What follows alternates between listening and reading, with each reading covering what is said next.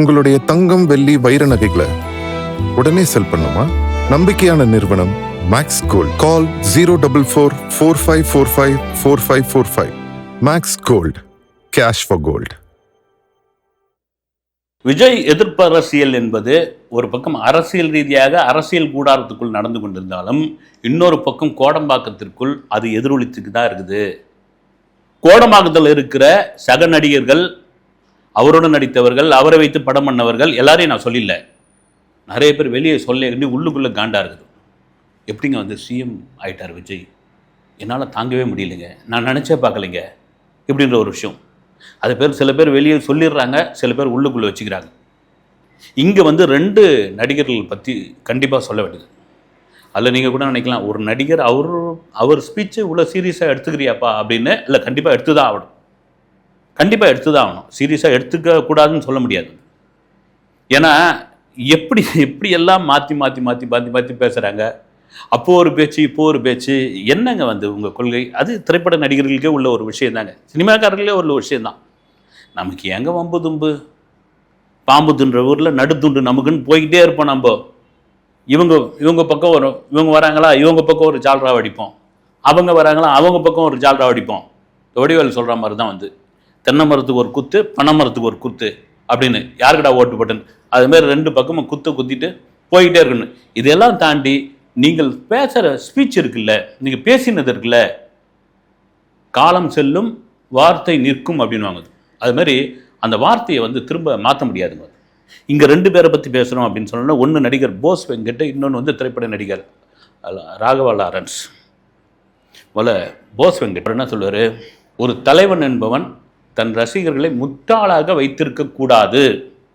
ஒரு தலைவன் என்பவன் தன் ரசிகர்களை முட்டாளாக வைத்திருக்கக்கூடாது, பேருக்கு சொல்ல மாட்டார் அப்படின்னு ஒரு விழா மேடையில், ஒரு விழான்னா கங்குவா படத்தினுடைய ஆடியோ லான்ச்சில் ஓப்பனாக அதை பேசுவார். பேரை மட்டும் சொல்லிய கண்டி ஓப்பனாக சொல்லுவார். எல்லாருக்கும் தெரிஞ்சு போச்சு. அப்போ இந்த மீடியாக்கள்லாம் பேச ஆரம்பித்தாங்க. அந்த நேரம் அரசியல் வர்றதுக்கு மிக தகுதியான ஒருத்தர் நடிகர் சூர்யா தான் அப்படின்னு பாரு. ரைட்டு, அது ஏன்னா யார் வேணாலும் வரலாம். நம்ம திரும்ப என்னன்னா, தாராளமாக நீங்கள் அடுத்த எலெக்ஷனில் சூர்யா கூட முதலமைச்சராக வரலாம். வந்து சூர்யா கூட தனி கட்சி ஆரம்பிக்கலாம். நம்ம அது அந்த விமர்சனத்துக்குள்ளே போகலை. அந்த மேடை கங்குவா மேடை, அந்த மேடை சூர்யாவுக்கான மேடை. அவரை புகழ்ந்து தான் ஆகணும். இவர் வந்து வேற வழி கிடையாது. அதே நேரத்தில் விஜய் மீது உள்ள ஒரு காண்டு, அந்த நேரத்தில் அவர் திமுக பக்கம் இருந்திருந்தார், இப்போ இருக்கார் அவர்.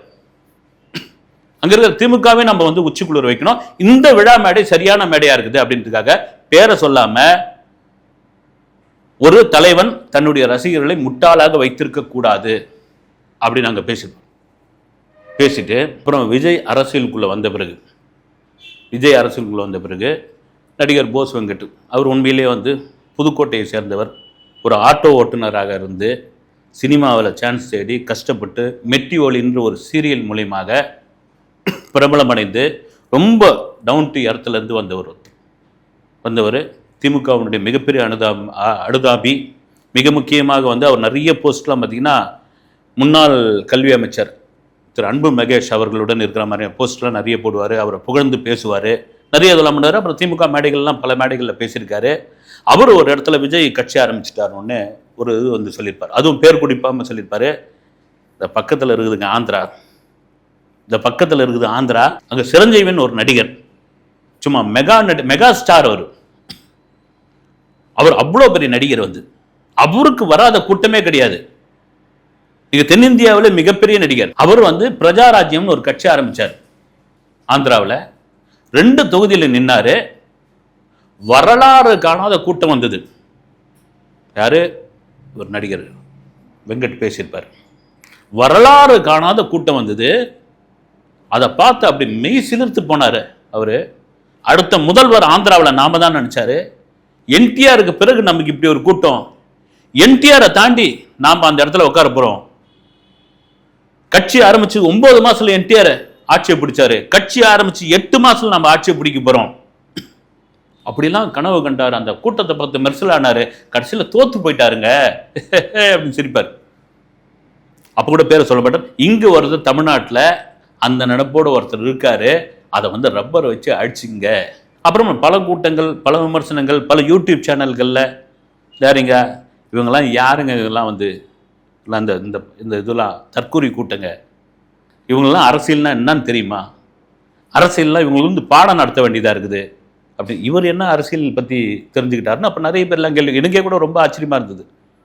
ஒருவேளை இவர் வந்து அரசியல் பயிலரங்கம், அரசியல் பாடத்திட்டம் இதெல்லாம் போய் நிறைய பயிற்சியெல்லாம் எடுத்துகிட்டு வந்திருக்காரு பொழுதுன்ட்டு அவர் ஒரு திமுகவினுடைய ஒரு அனுதாபி, திமுகவினுடைய ஒரு பொறுப்பில் இருந்தவர் அப்படி கூட வச்சுக்கலாம். வந்து ஒரு திரைப்பட நடிகராக அது இருக்கலாம், யார் வேணாலும் இருக்கலாம். நீங்கள் திமுகவில் இருங்க, அண்ணா திமுகவில் இருங்க, கம்யூனிஸ்டில் இருங்க, தாவேக்காவில் இருங்க, அது உங்களுடைய விருப்பம். அதை தாண்டி நீங்கள் அந்த விமர்சனம் பண்ணீங்கல்ல, அதில் ஸ்ட்ராங்காக இருக்கணுன்ற ஒரு விஷயம் இருக்குல்ல, அதுதான் சினிமாக்காரர்களிடம் கரையாது சாமி அப்படின்ட்டு இவர் ஒரு சிறந்த உதாரணம். என்னென்ன பேச்சு, என்னென்ன அமக்கலாம் இந்த இதில் சோசியல் மீடியாவில் என்னென்ன பதிவு, விஜயை திட்டி விஜய் விமர்சனம் பண்ணி அதெல்லாம் முடிஞ்சு போய் இப்போ சமீபத்தில் ஏதோ ஒரு இது பேட்டி கொடுத்துருந்தார். அதை பார்த்த உடனே நான் வந்து விஜய்க்கு நான் வந்து அவரை வந்து விமர்சனம் பண்ணலைங்க, அவருக்கு அட்வைஸ் பண்ணேன். ஏங்க கண்ணா முன்னான்னு திட்டிவிட்டு, அவருடைய தொண்டர்கள்லாம் திட்டிவிட்டு, அவர் ரசிகர்லாம் திட்டிவிட்டு, அவரை நான் விமர்சனம் பண்ணல சாமி, அட்வைஸ் பண்ணேன். விஜய்க்கு அட்வைஸ் பண்ணுறதுக்கு அட்வைஸ் யார் வேணாலும் பண்ணிட்டு போகலாம். என்னென்ன பேச்சு வந்து இருக்குது, எல்லாமே சோஷியல் மீடியாக்குள்ளே இருக்குது. அதே சமயத்தில் எனக்கு அவரை ரொம்ப பிடிக்கும். ஏன்னா அவர் சொல்ல நிறைய பேர் அரசியலுக்கு போன சினிமா ஆட்களே வந்து, ஆனால் அவங்க யாரும் மறுத்து பேசல. பல பேர் வந்து நீங்களாம் ஒரு நடிகனாங்க, நடிக்கணும்னு நடிக்கிற வேலையை பார்த்துட்டு போங்க. யாரை? விஜய. உங்களுக்கெல்லாம் அரசியல் ஒரு இதுவா? மண்ணை கவிக்கிட்டு போகிறீங்க. நீங்களாம் வந்து டெபாசிட்டை இழக்க போகிறீங்க. வந்து பெரம்பூரில் திருச்சி கிழக்குலையும் வந்து நீங்கள் கட்டின டெபாசிட்லாம் காலியாக போகுது. இந்த அசிங்கெல்லாம் உங்களுக்கு தேவையா? அடுத்தடுத்து படங்கள்லாம் உங்களுக்கு கிடைக்காதுங்க. சும்மா இவர் அரசியல் இது காட்டுறாருங்க. இவர் வந்து அவர் நவம்பர் மாதம் படம் நடிக்கிறதுக்கு வந்து கதை கேட்டார். ஜனவரி மாதம் அடுத்த 2027 ஜனவரி மாதத்தில் இன்னொரு படத்துக்கு ஷூட்டிங் போகிறாரு. சும்மா விஜய்லாம் வந்து இங்கே வந்து பல்பு காட்டிக்கிட்டு இருக்காரு அப்படின்ற மாதிரி எக்கச்சக்கமான வருஷம் இதையும் அவர் பேசியிருக்காரு. ஆனால் அப்படியே என்ன பண்ணுறாரு, என்னுடைய நண்பர் அவர், அதுவும் குடும்ப நண்பர் அவர் எனக்கு ரொம்ப பிடிக்கும். அவரை ஷூட்டிங் ஸ்பாட்டில் வந்தார்னா அப்படி ஒரு ரொம்ப சைலண்ட்டாக இருப்பார். இது உலகத்துக்கே தெரியும். ஷூட்டிங் ஸ்பாட்டில் வந்தால் ரொம்ப சைலண்ட்டாக இருப்பார். அவரே அவர் கொடையை பிடிச்சிப்பார், அவரே அவர் மேக்கப் கிட் எடுத்துப்பார், அவர் பாட்டும் ரொம்ப சைலண்ட்டாக இருப்பார். நான் என்ன நினச்சேன், திருச்சி கிழக்குலையும் பெரம்பூர்லேயும் ஜெயிக்க மாட்டார்னு எனக்கு தெரிஞ்சது வந்து. ஆனால் மற்றபடி அவர் நல்லவர். நான் அவர் எந்த விதத்தில் விமர்சனம் பண்ணல சாமி, அது அவருக்கே தெரியும். என்னென்ன பேச்சு எப்படி எப்படிலாம் பேசிட்டு, இது சினிமாக்காரர்களுக்கே உள்ள ஒரு விஷயங்க. ஆனால் இவர் பேசுனதெல்லாம் ரொம்ப சீரியஸாக எடுத்துக்கக்கூடாது. ஆனால் இதை நீங்கள் தெரிஞ்சுக்கிங்கிறதுக்காக, இதை நீங்கள் தெரிஞ்சுக்கிங்கன்னு, குறிப்பாக அவரை எதிர்த்து பேசுறதுக்கு அதிமுகவும் திமுகவும் பயந்தது. நான் பேசினேன். நான் இங்கே நல்லா நோட் பண்ணிங்க, அதிமுகவும் திமுகவும் பயந்து தான். அப்போ நான் வந்து எதிர்த்து பேசினேன் தைரியமா. எங்கள் அதிமுகவிலையும் திமுகவிலையும் எவ்வளோ பேர் வந்து என்னென்ன மாதிரிலாம் வந்து விமர்சனம் பண்ணி பேசினாங்க. ஏன் பயந்ததுன்றீங்க? இதை வந்து ஏன் சொல்கிறேன் அப்படின்னா, நீங்கள் திமுக இருக்கட்டும் அதிமுக இருக்கட்டும், இந்த மாதிரி ஆட்களை நீங்கள் நோட் பண்ணி வச்சுக்கிங்கன்ட்டு. நீங்கள் அடுத்த முறை வந்து இவங்களை ரொம்ப பக்கத்தில் நெருக்கமாக சேர்க்காதீங்க. யாராக இருந்தாலும் சரி, இவர்கள்லாம் அந்தந்த சமயத்துக்கு மாறக்கூடிய ஆட்களுக்கு வந்து அவங்களுக்கு வேறு வழி கிடையாது. அவங்க வந்து திரைப்படத்தை சார்ந்து இருக்கிறவங்க வந்து அவங்க முழு நேரம் அரசியல்வாதி கிடையாது. அந்தந்த நேரத்துக்கு யார் யார் ஆட்சியில் இருக்காங்களோ அவங்க ஜாலராக அடிச்சுட்டு அவங்களுக்கான ஒரு தேவைகளை பூர்த்தி பண்ணிக்கிறது. இது என்ன திமுக இருக்கிறவங்களுக்கு சொல்கிற வந்து நெருக்கமாக வச்சுக்கிறது, ஃபோட்டோ எடுக்க விட்டுறது, அப்புறமா என் தம்பி யார் தெரியுமா, அன்பில் வந்து ஏதோ யார் தெரியுமா அப்படின்லாம் வந்து நீங்கள் அந்த அளவுக்குள்ள கொண்டு போகாதீங்க. அது யாராக இருந்தாலும் சரி. இன்னைக்கு பார்த்தீங்களா அப்படியே பேச்சு வேறு மாதிரி மாறுது. என் தம்பி விஜய் நல்லவர், அவர் வந்து பிரமாதமானவர், அவர் வந்து ஒரு பெரிய மாசியை கூட்டிட்டாரு. இதெல்லாம் விட ஹைலைட் என்னன்னா, அந்த ஓட்டு என்ற அன்னைக்கு மே 4ஆம் தேதி ஓட்டு எண்ணிக்கிட்டே இருக்கிறாங்க. ரிசல்ட் வேற மாதிரி வருது. உடனே என் மனைவி வந்து தலையில் தட்டி, இது உங்களுக்கு தேவையா அப்படின்னு சொன்னாங்க. வந்து அவங்க வந்து விஜயோடைய மிக தீவிர ரசிகை. அப்புறம் என் மகள் வந்து, உனக்கு அரசியல் அறிவு இருக்காப்பா, ஏன்னா ரிசல்ட் அப்படியே எண்ணிக்கிட்டே இருக்குது, அரசியல் அறிவு இருக்கா அப்படின்றாங்க. வந்து எனக்கு 18 வயசு ஆயிருந்தேன்னா கண்டிப்பாக நான் விஜய் அங்கிளுக்கு தான் ஓட்டு போட்டிருப்பேன். நான் எனக்கு ஆகலை, எனக்கு இல்லாமல் போச்சு அப்படின்னு என் மகன் வந்து கண்ணாமண்ணான்னு திட்டுறான். மற்றபடி நான் எதுவும் விமர்சனம் பண்ணலைங்க. அவர் வந்து ஒரு சிறந்த ஆட்சியை தான் கொடுக்குறாரு. ஐயா கேட்டுங்க, நீங்க அதிமுகவில் இருக்கிற திமுகவில் இருக்கிற இந்த மாதிரியான திரைப்படத்தை சார்ந்தவர்களிடம் கொஞ்சம் உஷாரா இருங்க. இவங்க எந்த நேரத்தில் வேணாலும் எப்படி வேணாலும் மாறலாம். காரணம் என்னன்னா தங்களுடைய பொழப்பு ஓடணும் அப்படின்றதுக்கான ஒரு விஷயம் தான். இவங்க டேரிங்காலாம் கிடையாது. அது தெரியும், திமுகவிலே தெரியும். அதனால தான் பார்த்தீங்கன்னா எந்த வித பொறுப்பெல்லாம் கொடுக்க மாட்டாங்க. சும்மா வாங்க போங்க அப்படின்வாங்க. சொல்றது காரணம் என்னன்னா இப்படி பேசின பேச்சு அப்படி பேசணும். அதான் என் நண்பர் ஒருத்தர் சொன்னார், எங்க நாளைக்கு அவருக்கு திடீர்னு வந்து விஜய் மீட் பண்ணோம், சிஎம் விஜய் மீட் பண்ணோன்னா அவர் அப்பாயின்மெண்ட் கொடுப்பாருங்க அப்படின்னு. அந்த தவறை தான் நீங்களும் பண்ணிடக்கூடாது. அந்த தவறை தான் தாவேக்காவும் பண்ணிடக்கூடாது, விஜய் அவர்களும் பண்ணிடக்கூடாது, அவர் சார்ந்தவர்களும் பண்ணிடக்கூடாது. உங்களை என்னென்னலாம் விமர்சனம் பண்ணி பார்த்தாங்க பேசினாங்க அப்படின்ட்டு நீங்க ரீவைட் பண்ணி வச்சுக்கணும். இவங்களுக்கு அப்பாயின்மெண்ட் கொடுத்து இவங்க கூட நின்று போட்டோ போஸ்ட் எடுத்துக்கிட்டா இந்த மக்கள் என்ன நினைப்பாங்க? எல்லாரும் சோசியல் மீடியாவில் இருக்காங்க, எல்லாரும் அதை வாட்ச் பண்ணிட்டு இருக்காங்க, எல்லா யூடியூப் சேனல்ல இருக்குது. என்னங்க இப்படியாப்பட்ட பேச்சு பேசினாங்க, இவரை போய் இந்த பக்கத்தில் நின்று போஸ்ட் கொடுக்குறீங்களே அப்படின்னு இந்த தவறை செய்து விடாதீர்கள். நாளைக்கு உங்க ஆட்சி மாறுது, வேற ஒரு ஆட்சி வருதுன்னா அப்படியே இவங்க போய் வேற மாதிரி பேசுவாங்க. அது சிஎம் விஜய்க்கும் தெரியும். இது ஒரு பக்கம் இருக்கட்டும். இது சரிங்க. ராகவா லாரன்ஸ் அவர் ஒரு பதிவு போட்டுக்கிறாரு, 11ஆம் தேதி ஒரு முக்கிய அறிவிப்பு போகிறேன் என்னுடைய தாயினுடைய ஆசீர்வாதத்துடன் அப்படின்னு. அது என்ன அவ்வளோ பெரிய ஒரு பொடி வச்சு பேசுற அளவுக்கு அறிவிப்பு? என்ன அறிவிப்பு? முக்கிய அறிவிப்பு. அது இப்பயே தான் சொல்லிட்டு போனா என்ன? அப்படியே ஒரு பெப்பி ஏத்தணும். லாரன்ஸ் அப்படின்னா அப்படியாப்பட்ட ஒரு நபரா? அவருக்கு என்ன கோடிக்கணக்கான இளைஞர்கள் அவருக்கு வந்து அப்படி நிற்கிறாங்களா? ஐயோ அறிவிப்பு சீக்கிரம் சொல்லுங்க அப்படின்னு. இதெல்லாம் ஒரு பில்டப் சாமி. சரி, இந்த பில்டப் எங்கிருந்து வந்தது? கடந்த சில நாட்களாக இது எனக்கே பெரிய ஆச்சரியமா இருக்கிறது. திருச்சி கிழக்கு தொகுதியில் திரைப்பட நடிகரும் இயக்குனரும் நடன இயக்குனருமான திரு லாரன்ஸ் அவர்கள் போட்டியிட போகிறார், தாவேக சார்பாக போட்டியிட போகிறார் அப்படின்னு.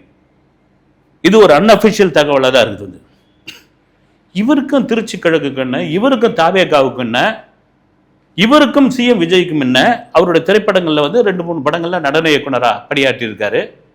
மற்றபடி இடையில ஒரு பேட்டி ஒன்று கொடுத்துருக்காரு. ஏதோ ஒரு சிக்கல்ல மாட்டிக்கிட்டேன், ஏதோ ஒரு இதுவாகி போச்சு, எனக்கு வந்து விஜய் சார் வந்து என்னை காப்பாற்றினாரு, எனக்கு உதவி பண்ணாருன்னு அப்படி நிறைய பேருக்கு பண்ணியிருக்காரு. திரைப்பட நடிகராக நிறைய பேர் பண்ணியிருக்காரு. சக நடிகர்களுக்கு உதவி பண்ணியிருக்காரு, சக இயக்குனர்களுக்கு உதவி பண்ணியிருக்காரு, தயாரிப்பாளர்கள் நஷ்டமான போது அவங்களுக்கும் உதவி பண்ணியிருக்காரு. இல்லை, இந்த காவலன் பட சமயத்தில் ஒரு ப்ரெஸ் மீட் கூட நடந்தது ஜிஆர்டி ஹோட்டலில். தன்னை வைத்து படம் பண்ண ஒரு 6 இயக்குனர்களுக்கு வந்து 6 தயாரிப்பாளர்கள், நடிவடைந்த தயாரிப்பாளர்களுக்கு அவர் பணம் கொடுத்தாரு. அது நடந்திருக்குது. ஆனால் இவருக்கும் தாவேகாவுக்கு என்ன? திருச்சி கிழக்கு மிக முக்கியமான ஒரு தொகுதி. அந்த தொகுதி இவருக்கு கொடுக்க வேண்டியதுன்னா இவர் தாவேகாவில் என்ன? இவர் காலகாலமாக வந்து நீங்க லாரன்ஸ் அப்படின்னாலே ரஜினிகாந்த் அப்படின்னாலே லாரன்ஸ்.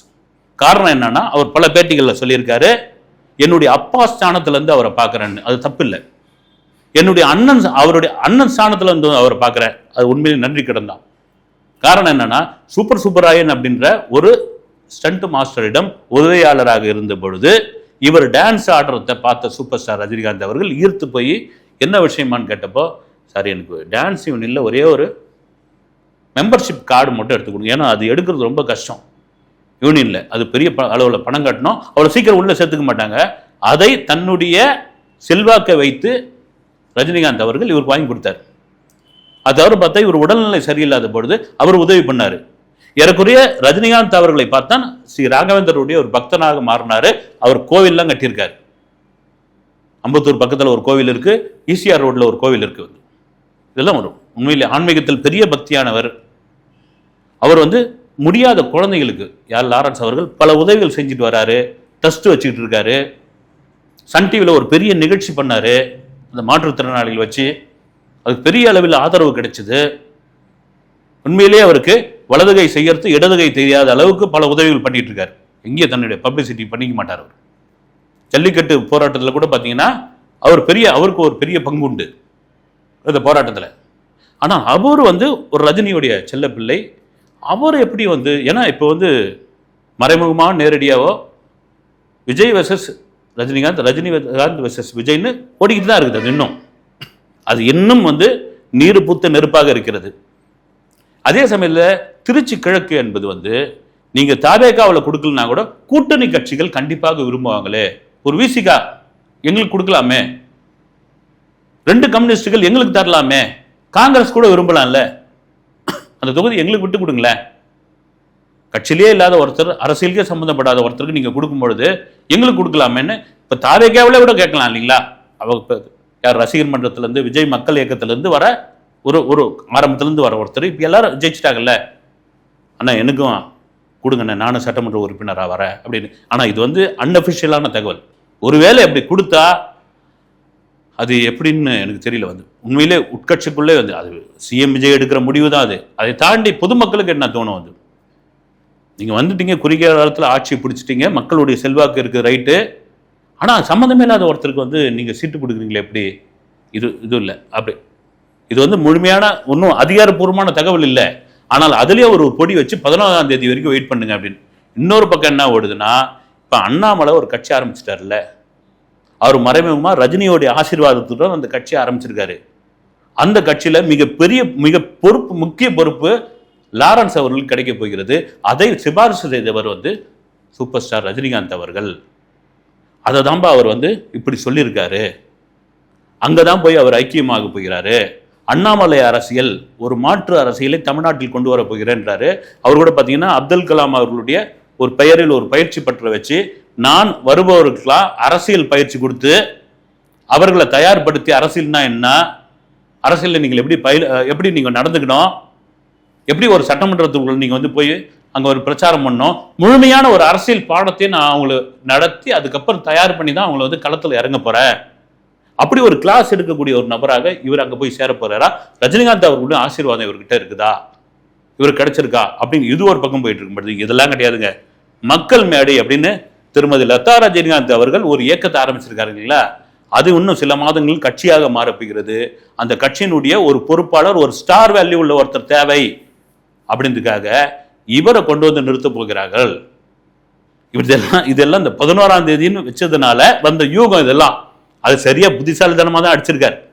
11ஆம் தேதி வரைக்கும் தன்னை பத்தி பேசிட்டு இருப்பாங்கல்ல, அதெல்லாம் மீறி நான் கேள்விப்பட்டது வரைக்கும், நான் அறிந்தது வரைக்கும், இப்பொழுது வரைக்கும் என்னன்னா, தவேகா தரப்புல கேட்ட பொழுது அவர்கள்லாம் திருச்சி கிழக்கு சீட்டு கொடுக்கவே மாட்டாங்க.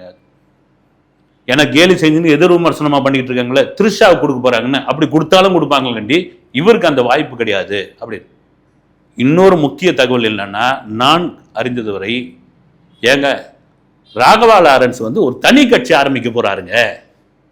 யாரோ கட்சி ஆரம்பிக்கிறாங்க, யாரோ தமிழ்நாட்டுக்குள்ள வராங்க.